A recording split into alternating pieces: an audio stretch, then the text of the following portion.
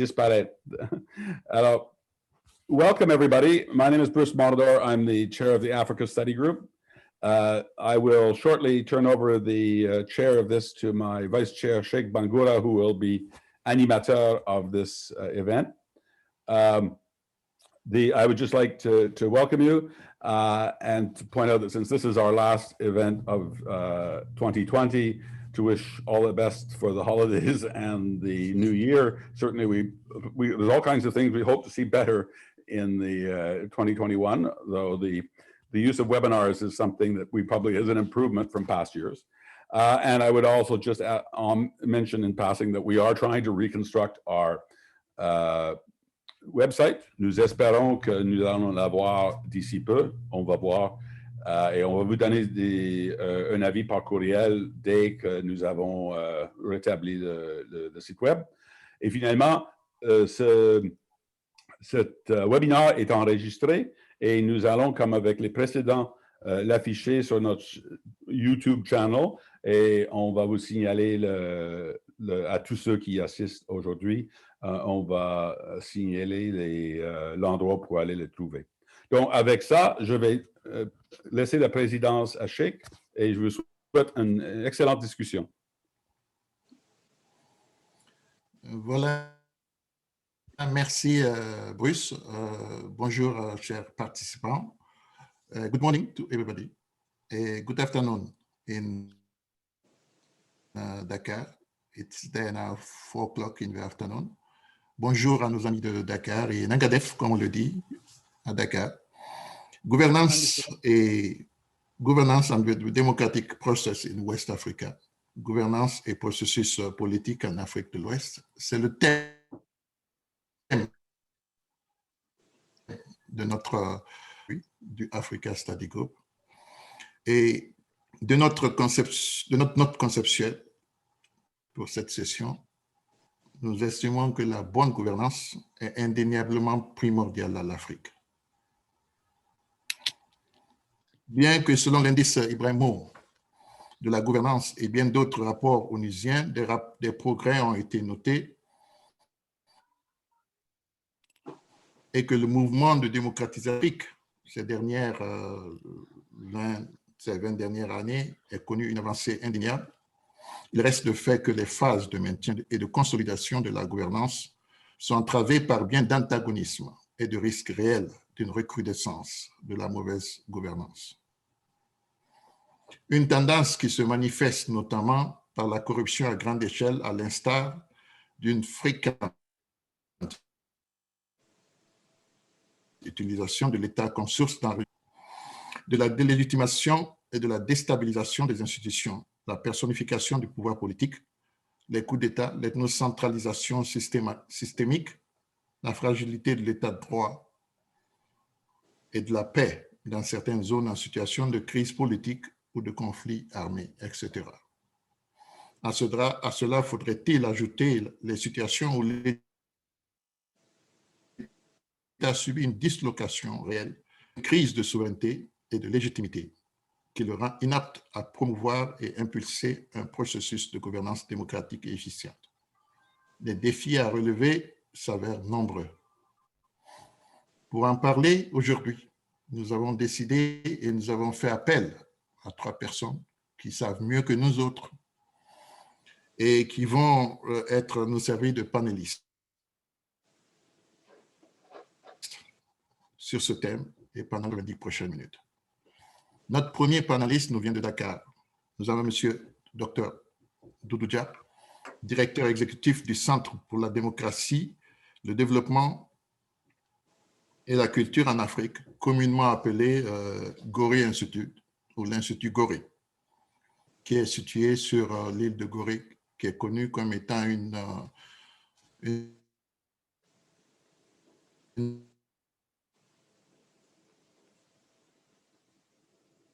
place historique et aussi un milieu qui est connu pour le rôle qui a été joué pour le commerce triangulaire. Monsieur Doudou Dia fera un aperçu sur la gouvernance et le processus politique en Afrique de l'Ouest, tout en ressortissant des développements récents. Comme deuxième panéliste, nous avons Madame Lise Filiatral, qui récemment a été ambassadrice du Canada au Sénégal et ancienne sous-ministre adjointe de l'Afrique pour l'Afrique subsaharienne à Affaires mondiales Canada. Oui. Et j'aimerais préciser que Lise était au total accréditée dans 5 pays de la sous-région, dont le Cap-Vert, la Gambie, la Guinée-Bissau et évidemment le Sénégal. Donc, c'est une personne qui pourra nous donner une vision assez importante pour ce qui est de l'immensité du problème de la gouvernance ou de la non-gouvernance en Afrique de l'Ouest. Et avant le début de la période de questions, nous avons eu l'honneur et le privilège d'avoir Mme Julie Schuldis. Un bref résumé des programmes du CERDI pour la gouvernance dans la sous-région. Julie est présentement vice-présidente de la stratégie des régions et des politiques au Centre de recherche pour le développement international dont je vous ai parlé tout à l'heure, CERDI. Précédemment, elle était ambassadrice du Canada en Côte d'Ivoire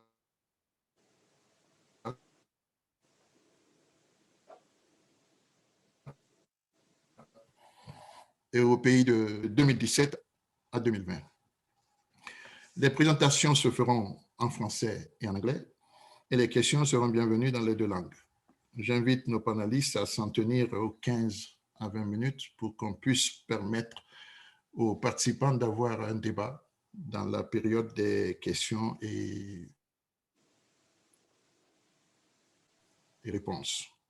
Évidemment, entre-temps, j'invite les panélistes à nous poser des questions que nous allons récupérer. Ils peuvent poser les questions dans le secteur de chat ou des questions et réponses telles que prévues sur l'écran. Et évidemment, nous y répondrons immédiatement. Je vous souhaite la bienvenue et sans trop tarder, comme on le dit, trêve de dissertation, on va passer à l'action. Et je vais passer la parole à M. Doudoudia Goury Institute. Il est facilitateur accréditeur de Bridge, bâtir des ressources en démocratie, gouvernance et élection. Il est, entre autres, diplômé en management des conflits de l'Université de Londres, diplômé en paix et sécurité de l'Université de Uppsala en Suède et détenteur d'un master en marketing et communication. Il a dirigé plusieurs missions d'assistance électorale en Afrique, participé à plusieurs missions d'observation et formé plusieurs organismes de gestion électorale en Afrique. Monsieur Dia, c'est un honneur de vous avoir et je vous passe la parole, s'il vous plaît, pour votre présentation.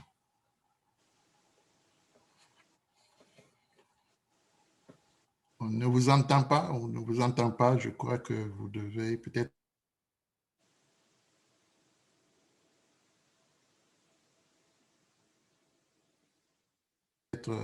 débloquer votre microphone. Non, on ne vous entend pas, Monsieur Dia.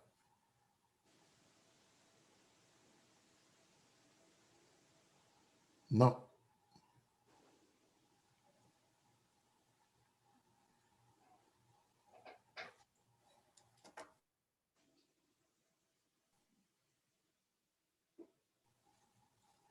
Allez-y.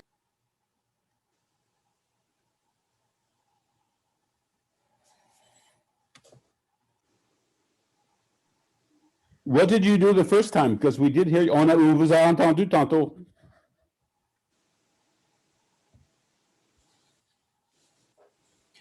Oui, au début, on vous a entendu, mais maintenant, on ne vous entend pas.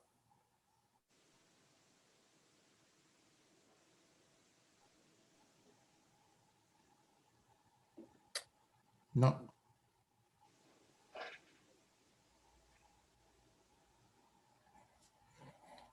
Bon, peut-être que je vais proposer qu'on passe à Madame Lise Filiatral, que Lise commence sa présentation en attendant que Monsieur Dia puisse Est-ce se que vous mettre en m'entendez ligne. maintenant? Ah, Votre micro est fermé. non, non, mais on l'entend. On vous entend maintenant. Est-ce que vous m'entendez? Oui. Moi, Oui, je vous entends pas. maintenant on vous entend. Allez-y, s'il vous plaît. Bon, Allez-y d'accord. avant que ça ne se gâte là. D'abord, parce que je ne vous entends pas bien, mais c'est bien, comme si vous m'entendez. D'abord, remercier Dr Bangoura, tout le groupe de réflexion sur l'Afrique et tout le plaisir aussi de retrouver l'ambassadeur Lise Filiatro, avec qui nous avons eu à travailler à Dakar, notamment en Guinée-Bissau. Donc, très rapidement, parlant de gouvernance et processus politique en Afrique. Dans votre introduction, vous l'avez dit, quand on parle de gouvernance, c'est un petit peu, on interroge la question de la transparence, la question de l'efficacité de l'action gouvernementale et la question, bien entendu, de la reddition des comptes, notamment en lien avec des questions liées à la corruption. Donc, nous, ce que, en fait, dire, je pense qu'il y a 3 facteurs clés qu'il faut d'abord mettre en exergue. Le premier facteur, c'est un petit peu la faiblesse étatique et de l'inefficience de l'état de droit, de l'inefficacité de l'état de droit en Afrique. Donc, je pense que ça, c'est un aspect fondamental. La deuxième, c'est la difficulté, la difficile réalisation de l'unité nationale et la récurrence des conflits internes dans l'espace Afrique, notamment en Afrique de l'Ouest que je connais mieux. Et enfin, la difficile consolidation de la démocratie. Et cette difficile consolidation de la démocratie sont marquées par des élections imparfaites. On a vu récemment ce qui s'est passé en Guinée ou bien peut-être dans d'autres pays. Et le retour des coups d'État, parce que comme le cas au Mali, avec le retour des coups d'État, et dans cette difficile consolidation de la démocratie aussi, il faut compter que c'est freiné par le trafic de drogue et la corruption. Ce trafic de drogue et la corruption est partie intégrante aussi des aspects qui freinent la consolidation de la démocratie. Donc, en parlant de démocratie ici, de gouvernance, je pense qu'il faut d'abord parler de 2 aspects. Le premier, c'est lié 3 aspects du moins. La trajectoire marquante des États actuellement et l'aspect élection et enfin les mutations en cours. Au niveau de l'aspect de la trajectoire marquante, on peut voir qu'il y a en Afrique des transitions démocratiques en souffrance. Un lot d'États, notamment le Burkina Faso, le Mali, le Niger et dans une certaine mesure la Côte d'Ivoire, qui peuvent être considérés comme des pays qui ont aussi jusqu'à présent des transitions démocratiques en souffrance. Le deuxième lot de pays, ce que j'appelle aussi des pays où la situation de la démocratie et des droits de l'homme, notamment au Libéria, en Sierra Leone, en Guinée. Donc, il y a aussi le cas de la Guinée-Bissau et de Cap-Vert, où c'est 2 pays qui ont une histoire commune, mais qui ont des trajectoires démocratiques totalement opposées. Par exemple, quand vous prenez le cas de la Guinée, du Cap-Vert, donc c'est toujours le PAIGC, et donc il y a des transitions démocratiques pacifiques. On ne peut pas dire de même au niveau de la Guinée-Bissau où depuis l'indépendance, c'est des coups d'État répétitifs. Donc, bien entendu, depuis 2014, on n'a pas connu de coups d'État, 2013-2014. Il y a aussi des pays qui ont ce qu'on appelle des transitions des transitions politiques en souffrance, notamment le cas du Togo, de la Guinée, la République de Guinée, et peut-être dans une certaine mesure parfois en termes d'instabilité, le Nigeria qu'on oublie souvent aussi, parce que chaque fois quand il y a élection au Nigeria, je pense que quelque part il y a un lot de morts. Donc il y a des pays comme le Sénégal, le Ghana, dans une certaine mesure le Bénin, que je peux classer comme des pays où c'est le défi majeur, c'est le défi de la confirmation démocratique. Donc, ça veut dire que est-ce qu'on est dans des cas de consolidation, d'approfondissement, de confirmation démocratique. Mais bien entendu, quand on prend la zone du Sahel, Les pays du Sahel que j'ai mentionné tantôt, notamment le Burkina Faso, le Mali, le Niger, sont des pays, à mon avis, où les transitions démocratiques sont toujours en souffrance. Donc, ce qui explique cela? Quelque part, je pense qu'il y a des aspects fragiles sur lesquels souvent on ne met pas l'accent.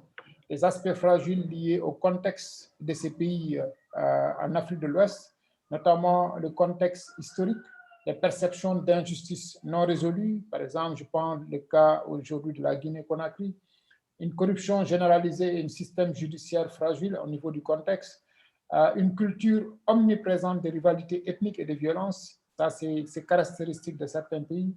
La prolifération de partis politiques aussi fondés sur le culte de la personnalité. Ça, c'est important. L'autre aspect, c'est au niveau des acteurs du processus, où on a souvent un manque d'insistance sur les attitudes et le leadership axé sur les valeurs. Donc, leadership axé sur l'éthique et les valeurs. Donc, et quelque part, parce qu'en Afrique, très souvent, les élections sont perçues comme un événement plutôt qu'un processus à long terme. Les élections sont perçues comme un événement potentiellement conflictuogène plutôt qu'une fête de la démocratie. Donc ça, c'est des éléments qui font que, quelque part, il y a aussi ces facteurs qui un petit peu sapent la gouvernance, sapent aussi la stabilité démocratique. Donc, l'autre aspect, c'est l'attitude et les comportements des politiciens, parce qu'on développe très souvent un style élitiste privilégié en matière d'élection au profit d'un processus de communication parfois simple et transparent. Donc, il y a les facteurs politiques. De plus en plus, on assiste dans la sous-région une culture politique de la dénonciation et du non-dialogue proactif. Ça, il y a une culture politique, des facteurs politiques, notamment une faible gouvernance induisant que les gouvernements pourraient agir comme des potentiels instigateurs de la violence. On a ici vu le cas de la Guinée-Conakry et le redécoupage politique non consensuel, parfois source aussi de régression démocratique. Il y a les médias. Bien qu'on ait en fait une croissance exponentielle au niveau des médias, ça veut dire qu'il y a l'absence d'impartialité et d'inégalité parfois. L'absence aussi, la prolifération anarchique des stations de radio vouées au culte de la personnalité et financées par souvent des politiques. Et donc, sans compter les insuffisances administratives et bien entendu, comme Cher l'a mentionné, la corruption. Parce que la corruption, c'est lié, il y a 4 facteurs qui sont là en termes caractérogènes de corruption, notamment l'impunité des leaders politiques, parce que très souvent en Afrique, la corruption est portée pas seulement au niveau du secteur privé, mais au niveau du secteur public, notamment des leaders politiques. Et ce qu'on assiste, c'est une impunité des leaders politiques. Donc, et que aussi les acteurs finançant les candidats ou les acteurs finançant le processus électoral ou contrôlant les médias, les acteurs contrôlant les médias sont souvent impliqués dans des activités économiques illégales. Et ça a pour conséquence la corruption, ça a pour conséquence aussi le détournement des ressources de l'État. Donc, c'est autant de facteurs, notamment même au niveau de la sécurité et du maintien de l'ordre. Donc, parce que souvent, l'inaction dans nos pays, l'inaction des forces de sécurité, quand il s'agit d'appréhender les coupables. Donc, parfois aussi, de plus en plus, il y a des droits fondamentaux qui sont un petit peu biaisés ou lésés, si je peux m'exprimer ainsi, notamment de manière basique, je peux parler du maintien de l'ordre réactionnaire souvent. On a vu ce qui s'est passé en Guinée, on a vu parfois ce qui s'est passé en Côte d'Ivoire ou d'autres pays où le maintien de l'ordre est souvent réactionnaire parce qu'il y a une insuffisance des capacités d'investigation. Donc, ça veut dire quoi? Ça veut dire qu'ici, il y a eu quand même des progrès. Mais quand même, face à ces progrès, il y a des mutations en cours en Afrique. Et ces mutations en cours concernent la société civile en Afrique. Donc, concernent aussi une citoyenneté qui est donc un petit peu incarnée par la jeunesse. Et là, je pense que dans les mutations en cours, il faut interroger le rôle des jeunes dans la stabilité démocratique, le rôle des jeunes dans la gouvernance et le processus politique. Et c'est là où je pense qu'il faut mettre l'accent sur les jeunes, sur les femmes aussi, Madame Lise en sait quelque chose par rapport à la Guinée-Bissau lorsque nous avons organisé le forum national de dialogue entre toutes les parties prenantes. Les jeunes, par exemple, aujourd'hui, quel est le rôle du numérique, des médias sociaux, des jeunes dans un petit peu l'accès au niveau de l'engagement politique en Afrique. Et l'autre aspect, c'est quand on prend un pays comme le Sénégal qui est bien un pays où le défi majeur, c'est un défi de confirmation, d'approfondissement démocratique, mais en même temps, il faut regarder qu'au niveau du Sénégal, on a un dilemme. Le dilemme, c'est qu'il y a un faible engagement civique au Sénégal. Je ne parle pas d'engagement au niveau de la société civile. La société civile est assez dynamique, etc. Mais il y a un faible engagement civique parce que la démocratisation est en face ici à l'élitisme. Ça veut dire un point critique de l'institutionnalisation démocratique en Afrique. Ça, c'est important parce que un point critique, c'est un petit peu la démocratisation face à l'élitisme aussi. Hein. Donc, de sorte qu'il y a une élite qui est là, qui caporalise toute une nation, tout un peuple. Donc, il y a la gestion aussi en Afrique des États post-coloniaux qui posent problème. Donc, est-ce qu'aujourd'hui, il y avait un énorme progrès? On était à la fin, par exemple, des régimes militaires. Et aujourd'hui, quelque part, quand on regarde ce qui se passe en Guinée, comment dire, au Mali, donc on peut se poser des questions. Et donc, qu'est-ce qui se passe ici? Ça veut dire qu'on peut avoir des analyses pour chaque pays. Pour chaque pays, on peut bien entendu avoir des analyses. Mais ce qu'il y a lieu de dire, c'est que l'articulation entre la légitimité et la démocratie revêt plusieurs contours. La question fondamentale, il y a aujourd'hui une rupture de consensus. Une rupture du consensus dans le processus démocratique. Et donc, il s'agit pour nous d'un contexte propre à l'interpellation des élites intellectuelles. Ça veut dire qu'on doit pouvoir interpeller des élites intellectuelles sous forme d'appels citoyens à revisiter la signification des institutions sociales et des rôles qu'elles assignent aux différents acteurs. En premier lieu, les politiques. Ça, c'est important aussi. Parce que quand on parle de démocratie, quand on parle de gouvernance, donc c'est une action partagée quelque part, c'est une décision collective dans sa mise en œuvre aussi. Donc, ça veut dire que les citoyens aspirent à plus que qui. Et cette gouvernance, à mon avis, elle est fondée d'abord sur la liberté. Ça, c'est important. La gouvernance. Monsieur Dia, il vous reste 3 minutes. La liberté, elle est alimentée par l'égalité. Et ça, c'est important de le dire. Parce que comment aujourd'hui travailler à ce qu'on ait avoir des gens, avoir plus de voix, donc qui puissent participer encore beaucoup plus dans la société civile, puisse jouer ce rôle de co-supervision des politiques publiques, c'est important. Parce que cette notion de liberté et d'égalité est incarnée. Parce que je pense que le premier dilemme fondamental, c'est l'aspect liberté. Parce que c'est parce que, étant entendu que si aujourd'hui la Constitution est respectée, ça veut dire que par commodité, on pourrait réaliser tout ce qu'on veut quelque part. Et donc, ça veut dire quoi en conclusion? Donc, il y a une articulation entre la légitimité et la démocratie. Donc, la légitimité, parce que comme on dit, c'est un processus continu qui résulte un petit peu de la relation entre l'action du mandataire et l'assentiment du mandat. Et là, c'est l'assentiment du mandat, c'est l'assentiment du peuple. Et ce peuple-là, donc, ça veut dire qu'il doit être au cœur des décisions, au cœur de l'action. Et l'autre aspect, c'est aujourd'hui, c'est un consensus fondamental entre les acteurs autour des modes de régulation de politique. Parce que quelque part, ça veut dire qu'il y a, quel que soit le pays considéré, la dimension, la démocratie dans sa dimension éthique et n'existe pas, ou du moins existe de moins en moins. Et c'est un impératif. Donc l'impératif qui est là, c'est le respect impératif des droits de la minorité. Ça, c'est important.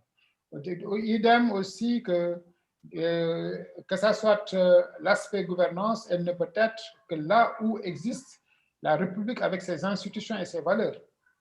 Et donc, alors que les institutions, pour qu'elles marchent, ça veut dire qu'il faut travailler à ce qu'on ait beaucoup plus de moyens de pression pour lutter contre l'impunité, des moyens de pression pour lutter contre la corruption, des moyens de pression pour lutter contre la patrimonialisation de l'État, donc aussi qui ronge aussi tout ça, les institutions.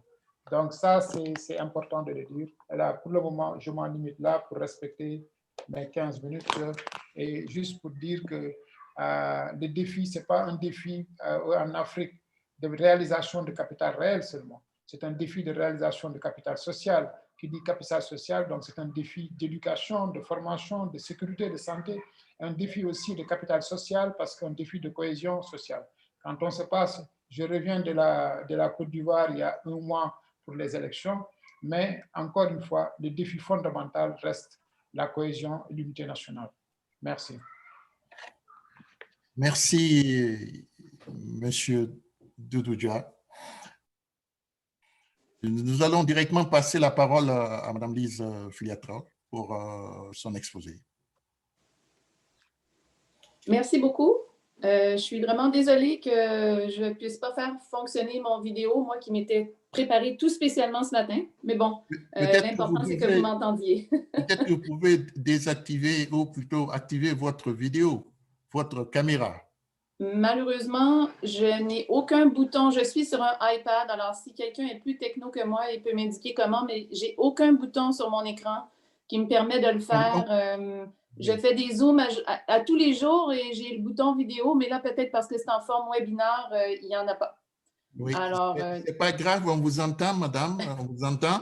Et moi, malheureusement, de ce côté, je ne pourrais pas vous aider parce que je suis moins que 0 sur ce plan.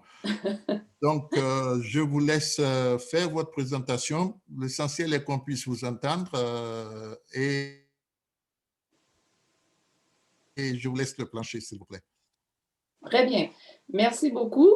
Alors, je suis très heureuse d'être ici aujourd'hui et de pouvoir retrouver, comme l'a dit Doudou Dia, un ancien collaborateur. On a très bien travaillé ensemble sur le terrain au Sénégal, mais aussi dans la sous-région.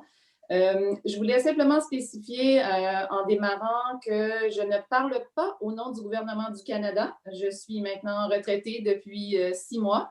Évidemment, je vais m'inspirer de mon expérience au sein du gouvernement pour faire mes remarques. Je comprends que la session est surtout en français, but I was asked to also be bilingual, so I will say a few things in English. Je m'excuse à l'avance si je parle beaucoup du Sénégal, mais c'est un pays qui m'a beaucoup appris et je vais parler aussi, bien sûr, d'autres pays dans la sous-région où j'ai été accréditée, comme il a été mentionné un peu plus tôt. Je voulais ajouter aussi que pendant cette période, j'ai été Sherpa de la francophonie, l'Organisation internationale de la francophonie. Alors, je vais m'y référer également. Et plus récemment, je siège maintenant sur le groupe consultatif des Nations unies sur le Fonds de consolidation de la paix. Et je vais toucher un mot sur l'importance des enjeux de paix et sécurité très reliés à la gouvernance. Alors, allons-y. En commençant, je voulais, tel qu'on me l'a demandé, faire un petit survol de ce que fait le Canada en matière de gouvernance démocratique. Et tout ça, c'est de sources publiques. C'est possible de s'y référer sur le net. So, just to say in a few words in English, inclusive governance is one of 6 priorities under the Feminist International Assistance Policy, the policy that guides Canada's development assistance. And there are 4 paths of action: promoting and protecting human rights, increasing equitable access to a functioning justice system, enhancing participation in public life, and ensuring that public services work for everyone. And on all of that, there's a strong emphasis on women as actors in all of those 4 paths. And I wanted to say that in my perspective, the amalgamation of CIDA, the International Development Agency of Canada, and the Department of Foreign Affairs really allowed for a more concerted action, more coherence, and a better integration of the dynamic tensions that could coexist sometimes among the various policies of a government. Alors, tout ça pour dire que la gouvernance inclusive est bel et bien une priorité pour le gouvernement du Canada en matière d'aide internationale et plus largement à travers les politiques et que le fait que le ministère ait maintenant fusionné son bras de développement avec le bras politique et commercial, à mon avis, permet vraiment d'avoir une approche plus concertée et je pense que ça a bien servi la gouvernance. Alors, je vais vous présenter les initiatives diplomatiques, ensuite je vous présenterai les initiatives de paix et sécurité, puis finalement de développement. En matière d'initiatives diplomatiques, bien évidemment, l'engagement bilatéral et régional, c'est au cœur de la diplomatie de tout pays. Dans les relations qu'on a avec les pays ou avec les institutions, notamment, par exemple, l'Union africaine, la gouvernance est souvent un thème prioritaire des relations. Alors, bien sûr, quand on a des rencontres privées, que ce soit avec les acteurs du gouvernement ou les acteurs citoyens ou de la société civile, on a l'occasion d'échanger des perspectives et de s'influencer mutuellement sur les enjeux de gouvernance. C'est ce qu'on fait au jour le jour. Maintenant, en Afrique de l'Ouest, je dirais que dans les dernières années, il y a beaucoup d'attention qui a été portée au mouvement de femmes et de jeunes et ce n'est pas surprenant. Et en fait, il y a des recoupements entre ma présentation et celle de Doudou Dia et tant mieux, ça montre qu'on est à l'écoute de ce qui se passe dans la région. Donc, dans les dernières années, je disais qu'il y a eu beaucoup d'initiatives pour donner une voix plus forte aux femmes et aux jeunes et permettre une diversité de voix, en fait. Et ça rejoint un peu la partie d'action citoyenne, là, au-delà de la société civile, de vraiment faciliter une participation citoyenne plus grande. Je voulais mentionner aussi les actions culturelles parce que dans les dernières années, le Canada a réétabli des fonds pour l'action culturelle à l'étranger. Et c'est très utile, en fait, parce que c'est souvent un espace aussi d'expression très important, et en particulier pour les jeunes. Ensuite, je voulais parler du travail qu'on fait auprès d'organisations régionales ou sous-régionales, notamment la CEDEAO, la Communauté économique des États d'Afrique de l'Ouest. Et puis, je vais toucher un mot sur la francophonie également. Donc, le Canada appuie souvent fortement plusieurs institutions multilatérales ou régionales, l'Union africaine aussi notamment. Et j'étais en Gambie, j'étais dans la sous-région quand il y a eu les élections présidentielles en Gambie, fin 2016, début 2017. Et franchement, le rôle de la CEDEAO a été de premier plan pour permettre finalement une transition démocratique qui a connu beaucoup de soubresauts. Et je pense qu'à ce moment-là, moi, ce que je dirais, c'est qu'il y a eu une offensive diplomatique très forte de la part de tous les pays voisins, pour commencer, la CEDEAO, avec l'appui ensuite de l'Union africaine, puis des Nations unies. Et je pense qu'à ce moment-là, la communauté internationale a été sage de prendre un rôle de second plan et de vraiment donner l'espace et le temps aux acteurs dans la sous-région de jouer leur rôle avec les résultats heureux qu'on a connus pour une transition démocratique. En matière de francophonie aussi, bon, la francophonie, le Canada est le deuxième plus important contributeur de cette organisation-là. C'est une organisation où la voix du continent africain est très forte et c'est une organisation aussi qui a dans ses priorités de programmation la gouvernance démocratique, qui fait des missions techniques de préparation électorale, mais aussi des missions d'information, d'accompagnement, des missions de sages. J'ai eu l'occasion de participer à une de ces missions au Cameroun. Et je dirais que quand les organisations ont une relation de confiance avec les pays, que les pays se sentent bien représentés au sein de ces institutions, c'est vraiment un plus pour permettre un dialogue sur des enjeux de gouvernance qui sont souvent très délicats. Et finalement, sous les initiatives diplomatiques, je voulais mentionner rapidement les initiatives globales dont le Canada fait la promotion. Et pour rejoindre un aspect dont Doudou a parlé, soit la liberté de presse et des médias, donc le Canada et le Royaume-Uni ont été le co-hôte d'un événement global à ce sujet et continuent de travailler sur cette question qui est très importante et d'autant plus depuis qu'on a cet avènement des médias sociaux. En matière d'initiatives de paix et de sécurité, maintenant, vous avez tous vu qu'il y a eu une intervention canadienne au Mali, un appui à la MINUSMA des Forces armées canadiennes.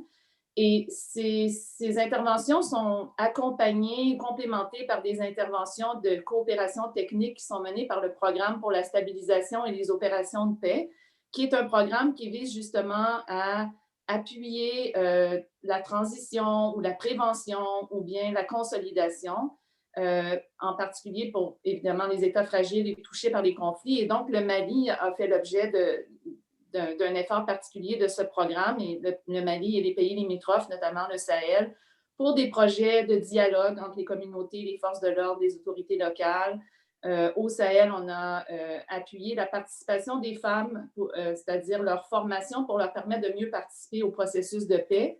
Et comme cette année, c'est le 20e anniversaire de la résolution 1325, Femmes, Paix et Sécurité, il y a eu également des nouvelles initiatives du Canada pour les femmes constructrices de paix ou peace builders, comme on dit en anglais.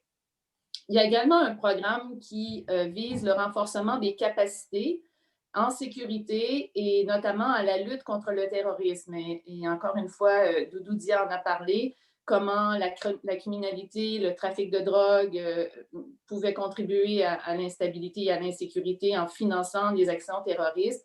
Pendant que j'étais au Sénégal, le Canada a collaboré à une formation régionale en français sur le suivi financier des fonds illicites. Et ça, c'est intéressant aussi parce que ça permet un réseau entre les pays francophones d'Afrique de l'Ouest et des pays comme le Canada pour échanger vraiment des techniques pour mieux suivre les flots illicites de fonds qui sont un important contributeur pour financer le terrorisme. Et finalement, je voulais parler des initiatives locales. Alors, Doudou Dia a mentionné qu'on avait collaboré à appuyer un dialogue politique en Guinée-Bissau à un moment très délicat où on s'apprêtait à aborder les élections présidentielles. Donc, il y a ces petits fonds qui sont gérés localement à partir des ambassades et qui souvent ont comme priorité la gouvernance et qui permettent des initiatives comme ça qui sont peut-être modestes en termes de financement, mais qui peuvent avoir un impact très important. Et en Guinée-Bissau, on avait appuyé notamment les groupes de femmes qui ont un rôle très important dans l'histoire l'histoire politique plutôt mouvementée en Guinée-Bissau. Et on a également travaillé pour augmenter la participation citoyenne lors des dernières élections présidentielles et notamment des initiatives auprès des jeunes et des femmes en utilisant ce type de mécanisme. Alors, j'accélère parce que je vois le temps passer, mais au niveau des programmes de développement, évidemment, on a de nombreux programmes, alors c'est très difficile d'en parler en 10 secondes.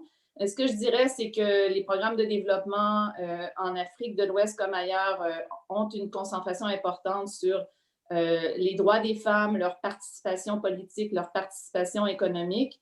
Il y a un programme notamment qui a vu le jour il y a quelques années qui s'appelle Voix et leadership de femmes et qui vise vraiment ce rôle plus important des femmes dans la sphère publique. Maintenant, je voulais dire un mot sur le programme d'envoi de volontaires. Il y en a énormément. Kesso, CUSO, Carrefour International, Oxfam, Fondation Paul Gérin-Lajoie, Ceci, UMC et j'en passe.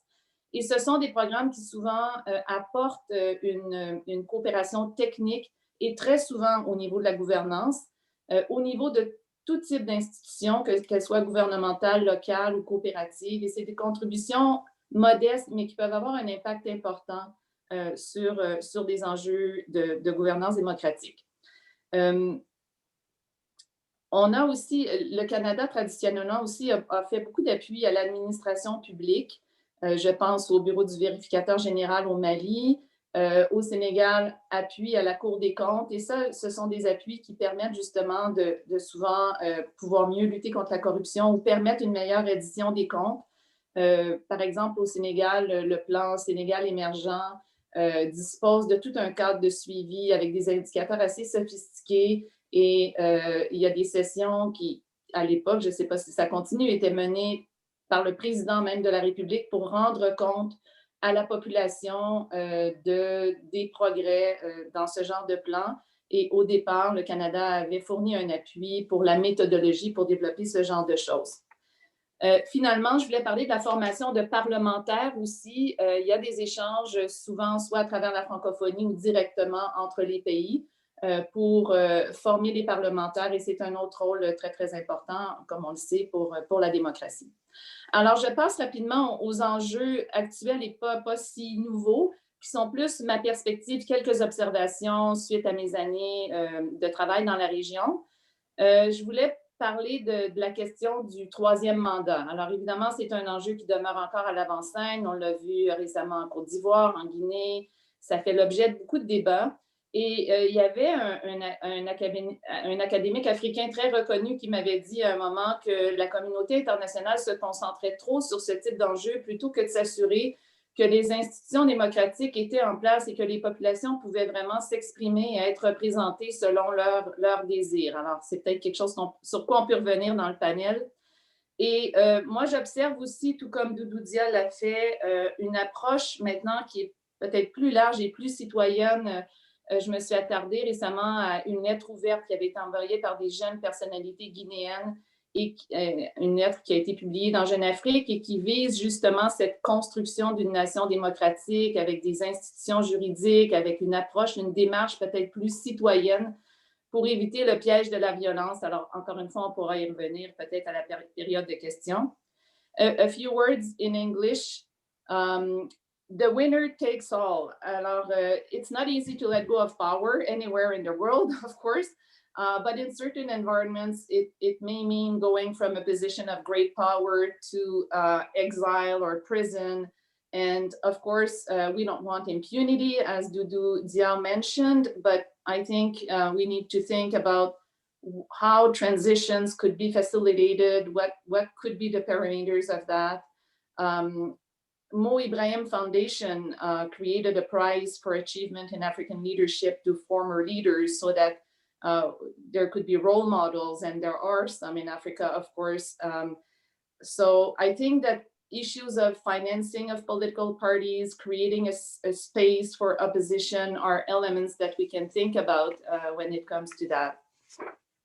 Le système de justice, the justice system, once again, Doudou mentioned that, a very key element of any democratic system. And, you know, I think there are many questions that can be asked on that front. Is it independent? Can it be instrumentalized to serve those in power? Does it protect human rights activists? And the whole theme of corruption. So I think there's a lot of work that is done and that should continue to be done on that. Security and democracy, and again, Doudou mentioned about that, how to keep the right balance. Récemment, au Burkina Faso, on a vu que c'est possible de tenir des élections même dans des environnements sécuritaires qui posent de grands défis, mais on doit s'assurer que les enjeux de sécurité ne font pas en sorte que ça réduise l'espace démocratique. Et finalement, avant d'en arriver à ma conclusion, la livraison des services dans l'ensemble du pays, la décentralisation. Je pense aussi que c'est un aspect très important de la gouvernance locale. Lors de mon séjour au Sénégal, j'ai eu l'occasion de visiter le pays jusque aux zones frontalières.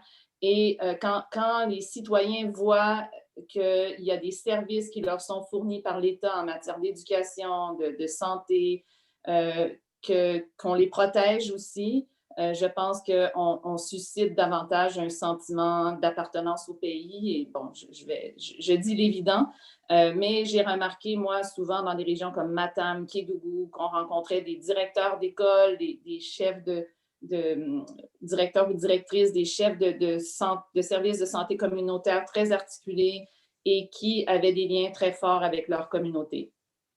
Alors, pour conclure, quelques-unes de mes leçons apprises. Je pense que je voulais parler de l'élément du temps. Je pense que c'est important d'être moins pressé, d'atteindre des résultats rapides, de respecter des délais fixés, mais davantage de donner une chance au temps d'agir et parfois aux solutions diplomatiques de faire leur œuvre. Et je réfère encore à la transition en Gambie, où j'ai pu observer ça. Maintenant, l'importance des nexus également, le continuum entre l'humanitaire, la prévention, la consolidation de la paix, le développement. Comment s'assurer qu'il y a une cohérence entre tout ça. Je pense qu'on fait des efforts, mais on n'y est pas encore tout à fait arrivé. Je voulais parler aussi, et je conclus avec ça, l'échec de la prévention jusqu'ici. Moi, j'ai œuvré toute ma carrière pour aller davantage vers la prévention. Et quand on regarde le cas du Sahel, où on voit que le terrorisme progresse de plus en plus vers la côte. Ça va demander des coûts humanitaires toujours plus importants, économiques, sociaux, les pertes de vie. Et pourtant, on voit que constamment, les fonds humanitaires augmentent par rapport aux fonds investis dans le développement. Le Fonds de la paix et sécurité sur lequel je siège a du mal à obtenir des ressources alors qu'on investit tellement dans les forces de maintien de la paix, et à juste titre. Mais bref, je pense qu'on doit vraiment relever le défi de la prévention en gouvernance démocratique aussi. Et je pense qu'une piste de réflexion pour l'avenir, et Doudou l'a très bien souligné, c'est les jeunes. C'est une voix qui s'exprime autrement, à mon avis. C'est souvent des mouvements plutôt que des partis. Est-ce que les jeunes vont transformer la façon dont on s'exprime en démocratie? Ça reste à voir, mais je trouve que ça, c'est une question qui est globale aussi, qui n'appartient pas qu'à l'Afrique de l'Ouest. Et finalement, je pense que la crise environnementale pourrait aussi susciter peut-être des approches prometteuses autant en Afrique de l'Ouest qu'ailleurs dans le monde. Moi, je suis une éternelle optimiste, alors je pense que même si on voit un ralentissement, comme l'a dit Mo Ibrahim dans les indicateurs, il faut regarder ça sur une échelle de temps plus longue. C'est pas linéaire, on avance, on recule, mais j'ai espoir qu'on va pouvoir continuer d'avancer. Merci. Merci Lise pour cette analyse assez complète et formidable. Je vous remercie d'avoir fait un clin d'œil à l'article qui a été présenté par un certain nombre de citoyens guinéens et qui se font des soucis par rapport à la situation en Guinée. Et cette situation du troisième mandat, c'est le lieu de leur adresser toutes les félicitations, et je pense que c'est la bonne voie de permettre aux citoyens de s'engager dans des activités de ce genre lorsqu'il y a des instabilités dans les pays. Je parlerai aussi, avant de passer la parole à Julie, que vous avez mentionné, que Doudou et vous avez mentionné aussi le problème des drogues. J'en sais quelque chose pour avoir été à un moment donné directeur du programme des Nations Unies pour le contrôle des drogues en Afrique de l'Ouest, et que le problème des drogues et des stupéfiants, le trafic illicite, reste un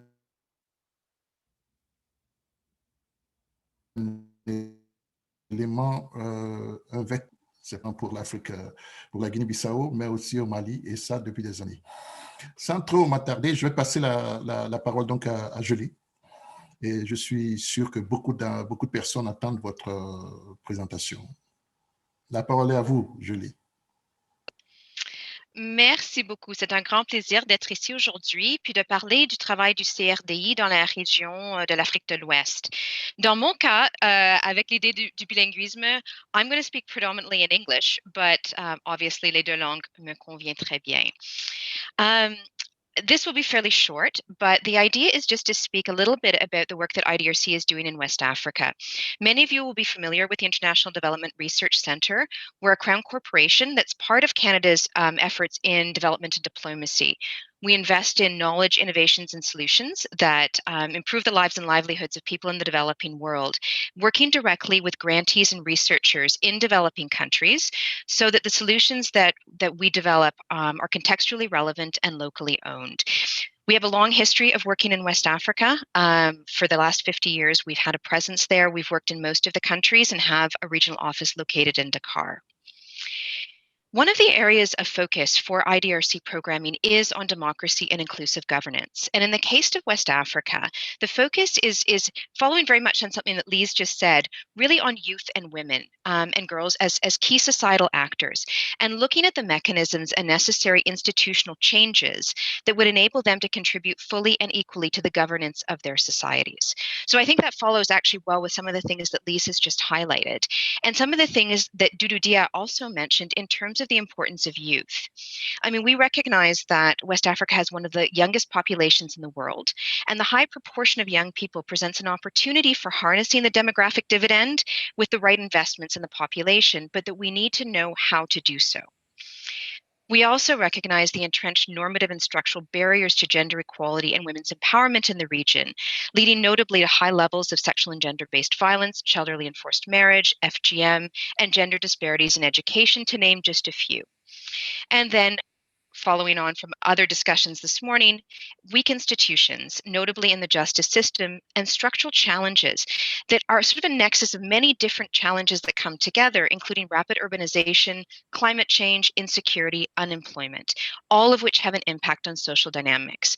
And so from an IDRC perspective, we're really looking at better understanding some of those challenges and how we can look at situations of exclusion and marginalization with a view to providing recommendations and scaling up innovation that can ultimately make a change in how governance is managed at the local, the national, and the regional level. So just to highlight a few areas in which we're working. So as I mentioned, gender equality is a focus of some of our work, and recognition of the importance of land rights for women, recognizing that economic power is often a prerequisite for women's inclusion in local decision-making processes. And while in many countries in West Africa, there's existing legislation and legal avenues for women to access land rights, these are often not well known, or women have a lot of difficulty accessing them. So we've been exploring ways to strengthen women's ability not only to access land rights, often through legal processes, but also to negotiate land rights, and then to use that as a mechanism to start talking about women's inclusion in governance.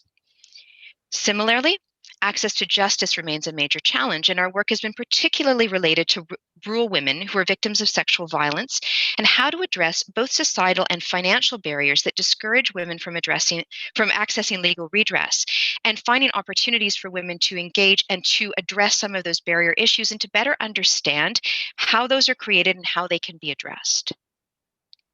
On the issue of youth and violence, our research has examined local mechanisms and strategies that are able to prevent violence and extremism among young people, with a particular focus on Senegal. But we've looked at some of these issues across the region and how local mechanisms can be further supported and influenced in order to encourage reductions in violence, particularly at local levels and high levels of criminality. And finally, more broadly, we've actually worked in collaboration with Global Affairs Canada on a feminist approach to the Open Government Partnership. The concept of open government aims to make governance and government accessible to all, but there are some systemic barriers that continue to hinder access to women and other vulnerable groups. By integrating gender equality commitments into the open government approach, progress is being made, and I point to certain areas like drafting gender-integrated open parliament plans in Sierra Leone, or integrating gender commitments into the natural resources and extractive industries in Nigeria. So looking at different ways that we can promote concepts of gender equality and access to reduce exclusion and marginalization across open government approaches. So just to conclude, IDRC is now entering a new 10-year strategic plan for the 2020 to 2030 period. And so we're in a process where we're looking also at how we want to grow our governance and inclusive governance and democracy programming globally, but also especially in West Africa. And so this discussion is actually particularly topical for us as we're thinking about that planning going forward. I'll stop there and look forward to the discussion.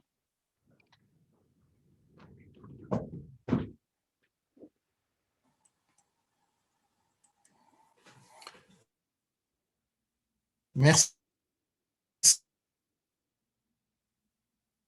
You're on mute. Que c'est une intervention de Serdi. Je suis assez heureux que nous soyons encore en avance presque sur notre programme. Nous avons encore 32 minutes pour discuter, pour les questions. Et sans trop tarder, je vais peut-être puissions faire un récapitulatif de toutes les autres questions. J'avais invité les participants à nous envoyer des questions. Et donc, je réitère mon invitation. Vous voudrez bien inscrire vos questions dans le secteur de chat. Nous allons les récupérer. Vous pouvez nous les envoyer en anglais ou en français. Et puis, on va aux différents participants. Il y a une première question peut-être que je vais poser à tous les participants. mais particulièrement à Doudou Dia. Et en 2019, vous avez présenté un rapport, M. Dia, concernant l'élection, les questions d'élection. Vous avez dit que l'élection reste un majeur dans une démocratie, vous l'avez répété ici à juste titre. Et en 2019, je dirais, nous avons eu 7 pays de la sous-région ouest-africaine qui ont organisé des élections présidentielles ou législatives. Bénin, Burkina Faso, Guinée-Bissau, Mali, Mauritanie, Nigeria et Sénégal. Et en 2020, on en a eu 6, Burkina, Côte d'Ivoire, Ghana, Guinée, Niger et Togo. Je ne sais pas si le Togo l'a encore fait. Et vous avez mentionné que l'expérience des projets montre qu'il y avait eu ce qu'on pourrait appeler, pour être politiquement correct, des inconsistances électorales, des inconsistances de scrutin qui ont mené, qui étaient dans certains pays comme la Guinée, des facteurs de déstabilisation par, disons, la politique qui a mené au 3e mandat. Et pensez-vous que dans la situation que nous avons, cette situation de COVID, pensez-vous que la situation de COVID a été utilisée à des fins politiques en Afrique de l'Ouest?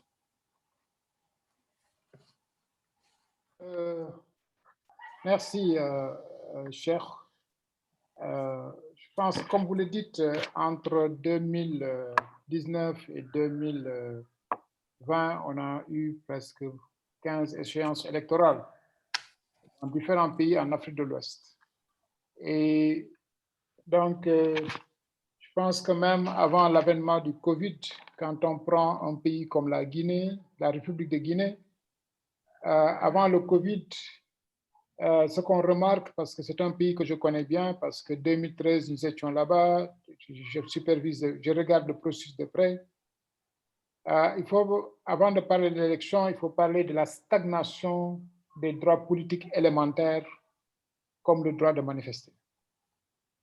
Parce que ça, on a en fait une forme de stagnation des droits politiques élémentaires. Et ça, c'est une menace à la démocratie. Et maintenant, à cela s'ajoute le Covid. Et le Covid n'a pas du tout arrangé les choses parce que souvent, il y a une certaine forme de forcing. Parce que le Covid, quelque part, a fait qu'il y ait une certaine forme de restriction des libertés. Donc, des restrictions des libertés. Et comme je le disais tout à l'heure, la démocratie est fondée sur la liberté. Donc, parce que c'est cette liberté qui alimente aussi, qui est alimentée par l'égalité. Et donc, dès lors que, à mon avis, ces 2 points, ces piliers comme liberté et égalité sont biaisés, donc ça pose aussi un problème parce que le Covid, quelque part, a montré que quelque part, il y a une restriction très profonde des libertés, quel que soit le pays considéré. Quel que soit le pays considéré. Maintenant, je pense que l'autre défi qu'on a aujourd'hui face à ces élections en Afrique, c'est le défi de l'accès à l'information. Sur les 15 pays de la CEDEAO, on n'a pas 3 pays qui ont une loi sur l'accès à l'information.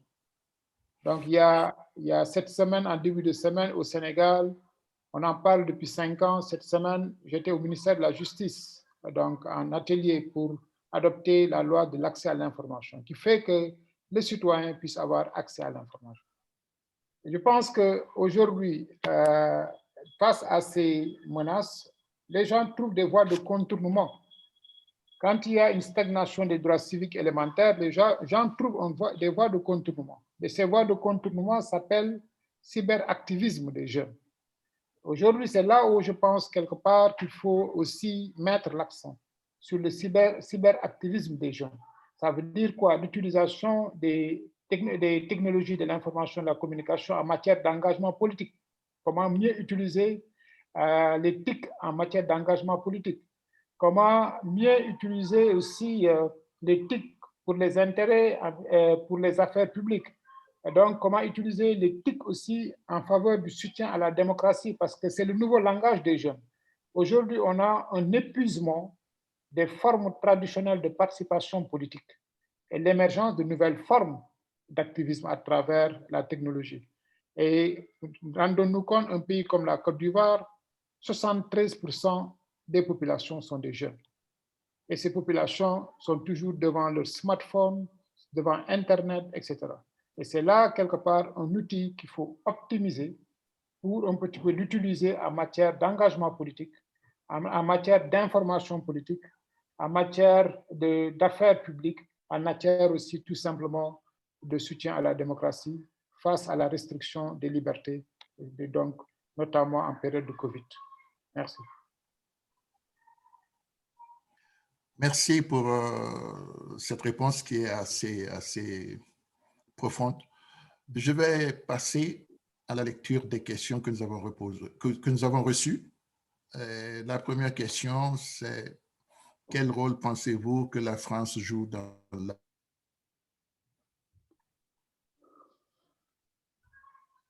Allô? Vous m'entendez? Politique et gouvernance de la... Oui, je vous entends. Je vous entends. Est-ce que vous m'entendez, monsieur Gars? Oui, pas clair. Tu t'es coupé. Voilà. Donc, j'étais en train de vous lire la première question qui dit quel rôle pensez-vous que la France joue dans la politique et gouvernance de l'Afrique de l'Ouest? Oh, c'est une question très délicate. Ces rôles sont-ils bienveillants ou malveillants? Mais ce qu'on peut dire avec force, si on fait une analyse dans les 15 pays de la CEDEAO, vous avez 7 à 8 pays francophones. Et ces 7 à 8 pays francophones, c'est des États fortement marqués par une instabilité institutionnelle et une instabilité politique. Donc ça, c'est une question. La deuxième chose, quand on prend les accords politiques, quand il y a conflit, comme par exemple, si je prends l'accord de Marcoussis, l'accord de Lomé, les accords politiques globaux de Togo, et qu'est-ce qu'on remarque de plus en plus, c'est qu'il est clair qu'une chose, qu'il y a une démocratisation en Afrique sous perfusion d'acteurs externes. Parce que ce qui est clair aujourd'hui, on assiste à une forme de démocratisation sous perfusion des acteurs externes. Ça, c'est une chose aujourd'hui. Parce que quand on regarde ce qui se passe en Guinée, ce qui se passe aussi dans d'autres pays, comme aujourd'hui même récemment, quand on parle de la question du troisième mandat en Côte d'Ivoire. Et je pense que nos élites, quelque part, on a besoin d'une certaine forme, une nouvelle élite, une nouvelle élite face, par exemple, à ces enjeux. Parce que nous sommes dans une géopolitique. Et sa géopolitique mondiale, ce qui compte aujourd'hui, c'est 3 dimensions. C'est l'armée, c'est la culture, ça c'est l'économie. Ce sont ces 3. Et malheureusement, l'Afrique pèse très peu au niveau économique, très peu au niveau culturel et très peu au niveau des armées. Donc ça, c'est un fait. Donc, ça veut dire quoi? Ça veut dire que dans tous les cas, c'est des questions de relations d'intérêt aujourd'hui. Donc, c'est pour dire que, comme on dit, la France joue un rôle très, très fort parce qu'on a vu en Guinée, par exemple, en l'espace d'une semaine, la France dédire le président Alpha Condé. Et puis, après une semaine, c'est presque un genre de félicitation encore. C'est l'idem, par exemple, pour ce qui est de la Côte d'Ivoire. Donc, ça veut dire que la France joue un rôle indéniable dans cela. Donc, ça, c'est important. Mais la question, à mon sens, c'est que l'Afrique doit être le protagoniste de son propre devenir. Ça, c'est important. C'est aux Africains, à mon avis, qu'il appartient de définir leur propre politique. Parce que, quel que soit le continent, le pays considéré, il faut peut-être questionner. Ça veut dire d'abord quelle est la vision africaine des choses. On n'a pas une vision vraiment partagée de ce que nous voulons, nous, Africains. C'est ça encore le problème. Parce que quand on prend le défi, il y a un défi lié, par exemple, au développement économique, mais un défi lié à la gestion transparente des ressources naturelles, par exemple. Donc, dès lors qu'il y a une certaine forme d'inéquitabilité. Donc, ça fera le lit aussi d'acteurs externes qui puissent aussi quelque part venir puiser les ressources africaines comme à leur bon vouloir. Donc ça, c'est important. Parce que malheureusement en Afrique, quand on a envahi le champ politique, parce que le champ politique est marqué par une chose simple. Il y a une crise de leadership qui fait que politique et mensonge portent le même pagne. Monsieur Dia, je vais devoir vous interrompre, je m'excuse parce qu'il y a d'autres questions qui vous sont directement adressées à vous et je risque de m'en vouloir si je ne vous les pose pas. La prochaine question, on me dit question pour Monsieur Dia directement, donc c'est ce que je fais. Pourquoi les partis politiques se constituent-ils principalement autour de personnalités plutôt que des idéologies et pourquoi l'exercice du pouvoir politique est-il aperçu davantage comme une source d'enrichissement pour son clan, plutôt comme un devoir de servir la population du pays? Bon, en fait, je pense que quelque part, celui qui a posé la question a parfaitement raison parce que les partis politiques aujourd'hui en Afrique, même au Sénégal, à part le Parti socialiste, qui est un parti qui fait plus de 50 ans, ou le Parti démocrate sénégalais, il n'y a pas forcément de parti. Quand le leader n'est plus là, le parti n'est pas là. Donc, c'est ça, en fait, c'est des partis unicéphales qui dépendent du bon vouloir d'une personne. Ça pose seulement le problème du financement des partis politiques, encore. Parce qu'aujourd'hui, quelle est la source de financement du parti politique? Parce que les partis politiques sont financés par un homme. Et donc, de sorte que c'est cet homme-là qui fait que, qui est l'actionnaire majoritaire, c'est comme si c'était une entreprise à 100%. Et donc, qui fait ce qu'il veut dans ce sens-là. Et donc, ça pose le problème du financement des partis politiques. Ça veut dire qu'aujourd'hui, on doit questionner en Afrique la question du financement des partis politiques. La deuxième chose, c'est parfois, il y a cette forme de culture omniprésente axée sur des rivalités ethniques qui fait qu'à partir de ces partis politiques, soi-disant leaders, travaillent sur l'instrumentalisation au niveau ethnique. Donc, par exemple, quand on regarde au niveau de la Guinée, je reviens de la Guinée, il y a cette forme de fracture qui a été créée et voulue par les élites politiques, non pas par les citoyens, non pas par les populations, parce que le Malinké et le Soussou, le Malinké et le Peul, ils ont toujours cohabité. Mais c'est voulu et entretenu par les élites politiques, qui fait que donc ça veut dire qu'ils participent à cette forme aussi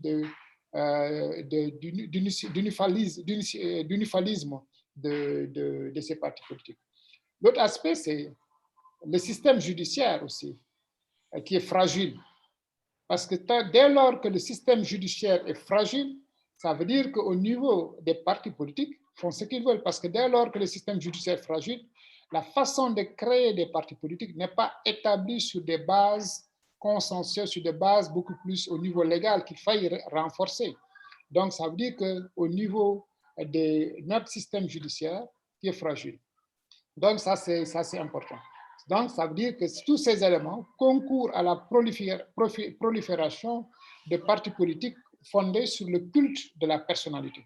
C'est ça en Afrique, ce qui fait que, par exemple, au niveau des jeunes, il y a une certaine forme de manipulation, mais qui fait aussi qu'il y a une crise de confiance entre l'élite politique et les citoyens. Il y a une crise de confiance entre les élites politiques d'abord, mais une crise de confiance aussi à l'égard des citoyens. Voilà, c'est ce que je veux dire dans cette question. Merci de cette excellente réponse. Je vais passer à l'autre question. J'avais des questions, mais je crois que ce n'est pas la peine de les poser. Je vais poser les questions des participants. On en a assez. La prochaine question, bon là je lis, la connexion de chèque de l'améliorer. Et puis la prochaine question, c'est comment le... Avant de penser, je vais vous mentionner que la question à laquelle vous avez répondu venait de Mme Louise Ouimet. La prochaine question vient de Sadio Barry, qui est justement un des citoyens guinéens qui ont participé à à l'article de Jeune Afrique dont nous avons parlé tantôt. Donc, sa question, c'est comment le Canada pourrait renforcer la gouvernance en Afrique de l'Ouest alors que les représentations du pouvoir demeurent structurellement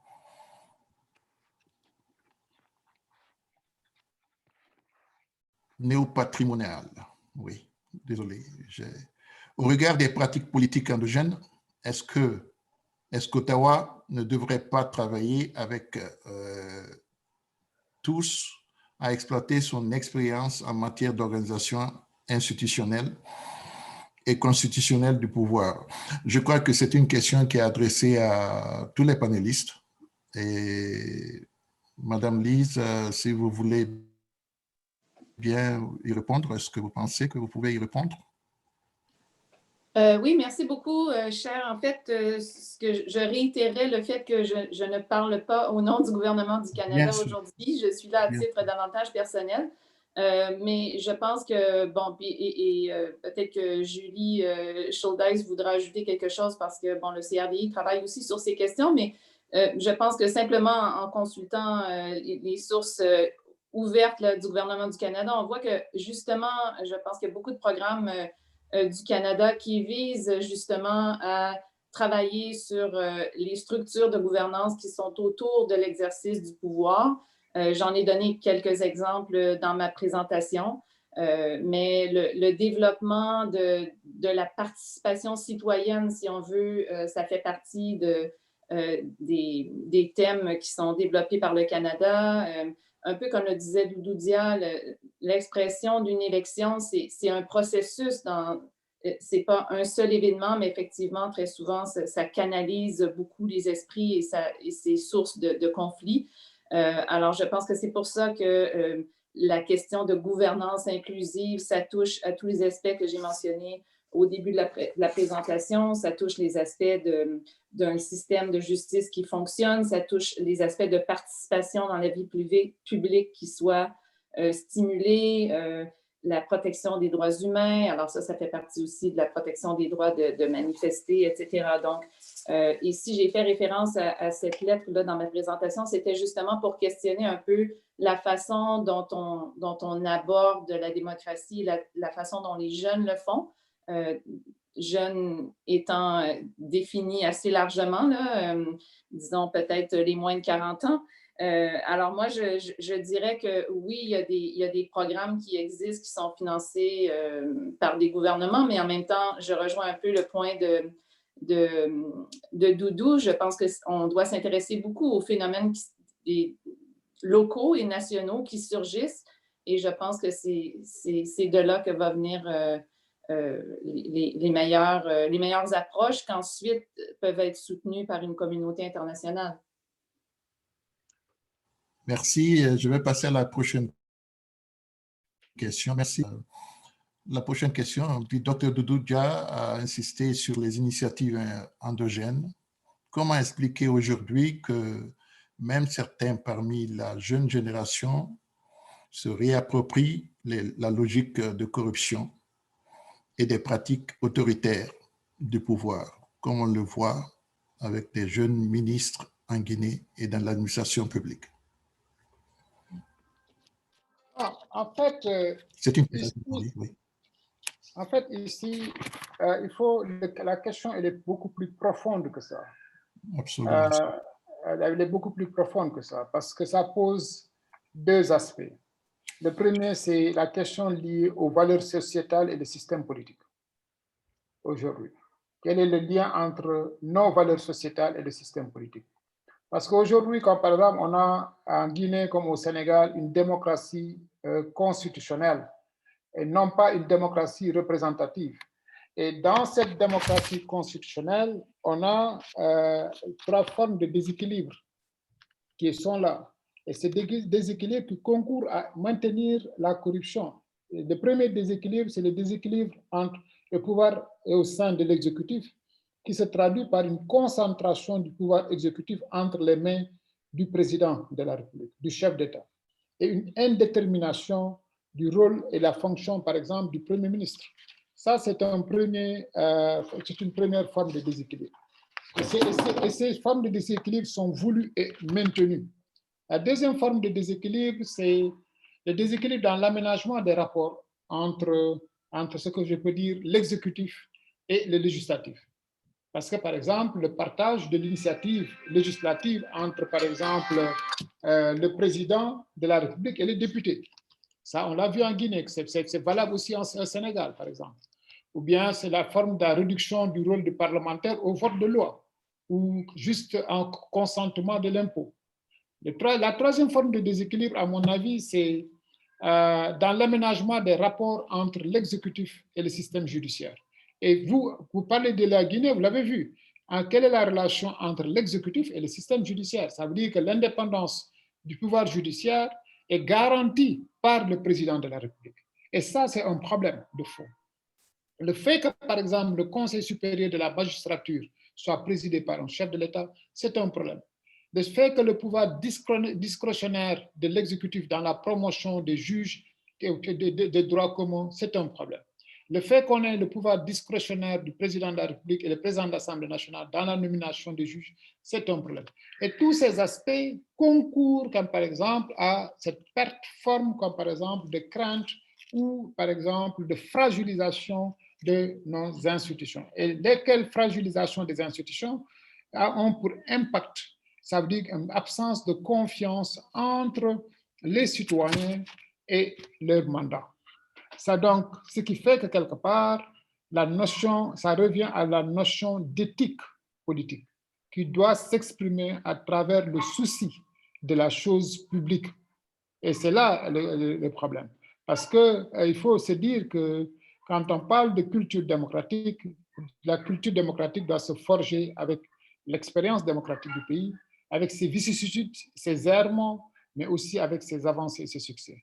Et malheureusement, dans certains pays, donc on a un pas en avant, deux pas en arrière. Et c'est ça le fondement, qui fait que maintenant on a une jeunesse qui est un petit peu perdue, donc qui ne sait plus sur quel pied danser. Comme je le disais tout à l'heure, politique et mensonge portent le même pain. Donc c'est une forme de manipulation. Merci. Absolument, et je dirais même une forme de corruption. Et c'est un frein à la démocratie en Afrique de l'Ouest. Et nous espérons que ceux qui nous entendent tireront les leçons.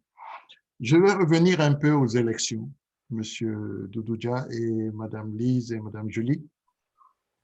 Comme vous le savez, tout dernièrement, il y a eu plusieurs élections en Afrique. Et à un certain niveau, il y a eu beaucoup de critiques pour ce qui est des commissions d'observation électorale, des missions d'observation électorale.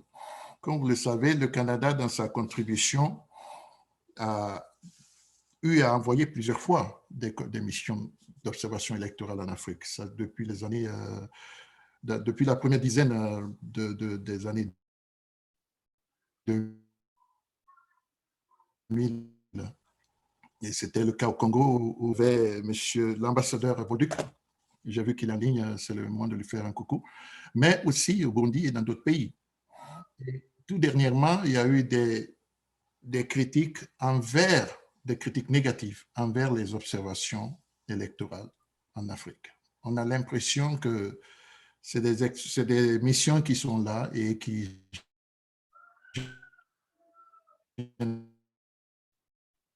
généralement ont tendance, alors qu'en principe, on fait face à des inconsistances électorales. Et j'aimerais avoir votre point de vue, M. Doudou. Vous avez formé beaucoup de ces missions, vous avez assisté à certaines de ces missions. Votre neutralité a été capitale dans un certain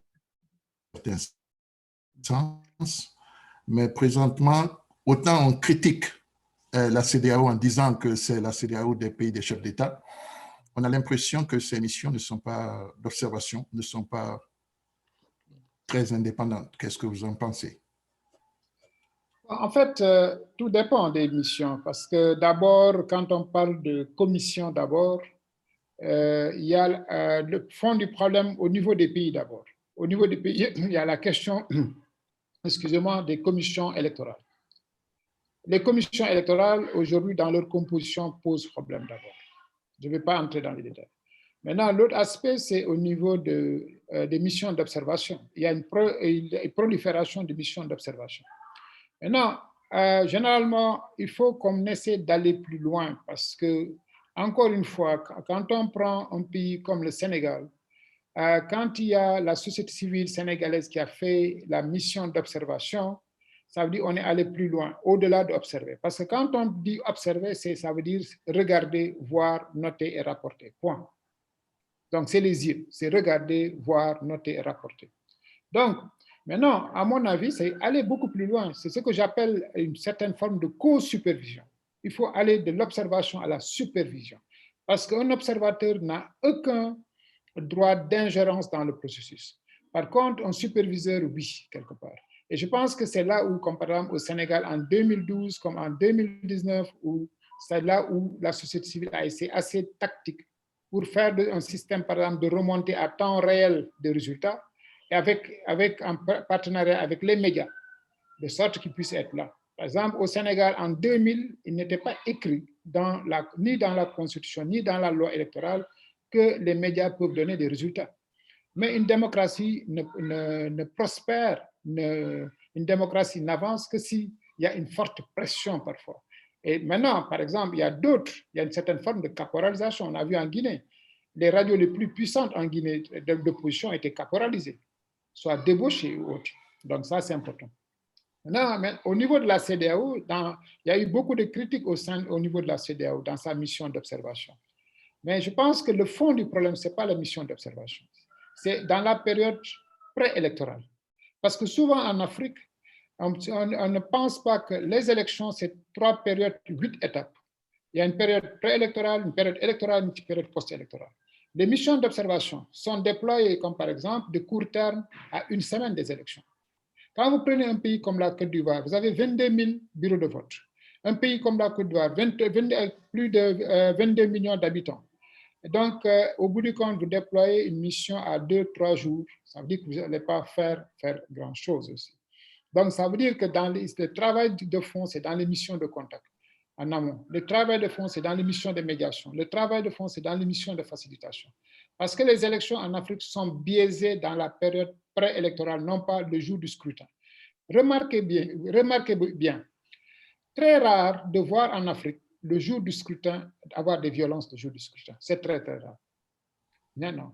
L'autre aspect, par exemple, les élections, quand on a des élections quelque part, la proclamation de plus, les résultats sont rapides, mieux c'est.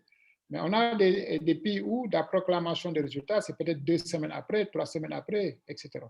Donc maintenant, au niveau des missions d'observation, une réforme s'impose. Une réforme. Ça veut dire qu'il faut aller au-delà de l'observation, comme par exemple, aujourd'hui, la technologie est assez avancée pour avoir toutes les informations à temps réel et voulu. La technologie est assez avancée. Parce que par exemple, quand nous, on utilise des statisticiens et autres, par exemple, au Sénégal, si on a 12 600 bureaux de vote, rien qu'en ayant, par exemple, quelque chose que moins de 10% des bureaux de vote, on peut avoir à temps réel toutes les informations électorales. Et c'est là où l'Afrique doit aller. C'est là où l'Afrique doit aller. Malheureusement, plus l'outil de technologie est utilisé, et dans les pays moins démocratiques, ils sont réfractaires à l'outil de technologie. On l'a vu au Gabon. Au Gabon, donc, à un moment donné, nous devions intervenir là-bas, mais en utilisant l'outil technologique. Mais l'État était réfractaire dans ce sens-là. Et maintenant, plus les démocraties sont ouvertes, comme au Sénégal, ailleurs, au Sénégal, je ne pense pas qu'un président de la République, qui qu'il soit, puisse interdire cette utilisation maintenant. Donc, il y a certaines formes de droits. Ces droits-là s'arrachent. Donc, ils ne se négocient pas. Merci. Cher, je voudrais juste renchérir par rapport à ce qu'a dit Doudou Dia sur l'importance de ce qui se passe avant les élections plutôt qu'au jour des élections. Oui. Je pense que ça rejoint la question du processus plus large et je voulais dire que de plus en plus, d'ailleurs, il y a des missions d'observation qui ont des observateurs à long terme qui agissent plusieurs mois avant les élections et je pense que ça, c'est une action qui porte davantage sur des changements structurels. Absolument. Merci infiniment. Je vais sauter justement sur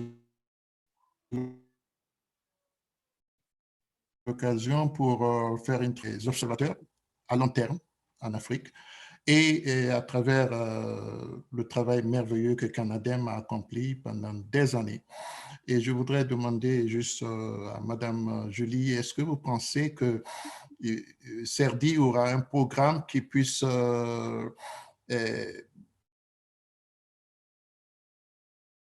permettre une meilleure formation des commissions électorales en Afrique, dans certains pays de l'Afrique de l'Ouest, et éventuellement permettre de redynamiser la présence d'observateurs canadiens pour certaines élections en Afrique?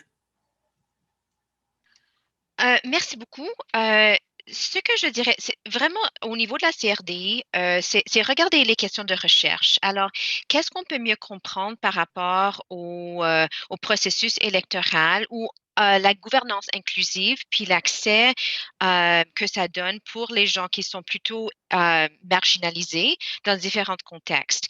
C'est moins la formation au niveau des observateurs que nous faisons et plutôt les systèmes de gouvernance qu'on est en train de regarder. Toutefois, ce que j'ajouterais à la discussion et ce que j'avais observé de mon côté en Côte d'Ivoire, c'est vraiment l'inclusion d'observateurs d'électoraux qui viennent de la société civile de plus en plus. Et là, on voit plus d'engagement au niveau du pays eux-mêmes dans ce processus. Et en particulier dans les systèmes, Lise en a parlé un petit peu du rôle de l'opposition dans plusieurs de ces pays, mais aussi le rôle de la société civile dans les processus électoraux. Puis, de notre côté, on regarde plutôt au niveau large de la gouvernance, puis comment ça s'implique pour intégrer des gens à différents niveaux, mais définitivement des questions de comment ça peut avoir un impact sur l'inclusion et la participation des gens de différentes parties de la société. Merci beaucoup, Julie. Nous sommes malheureusement à la fin de notre session. Monsieur Dia, je vous remercie de votre présence et nous espérons que c'est le début d'un très long partenariat entre le Gorée Institute et le Africa Study Group. Madame Julie Juldis, Madame Lise Filietrol, je vous remercie. Merci beaucoup, chers participants, de votre contribution. Et bonjour à tout le monde à Dakar. Merci Et à vous. je passe la parole à Bruce pour le mot de clôture. Et de mon côté, je vous remercie de m'avoir fait l'honneur de vous servir aujourd'hui. Au revoir. Merci, Et merci à vous aussi. En Merci. fait, je ne fais que répéter ce que Cheikh a dit en vous remerciant beaucoup. Monsieur Dia, en fait, on devait vous laisser parler si vous voulez. Vous êtes une invitée d'honneur.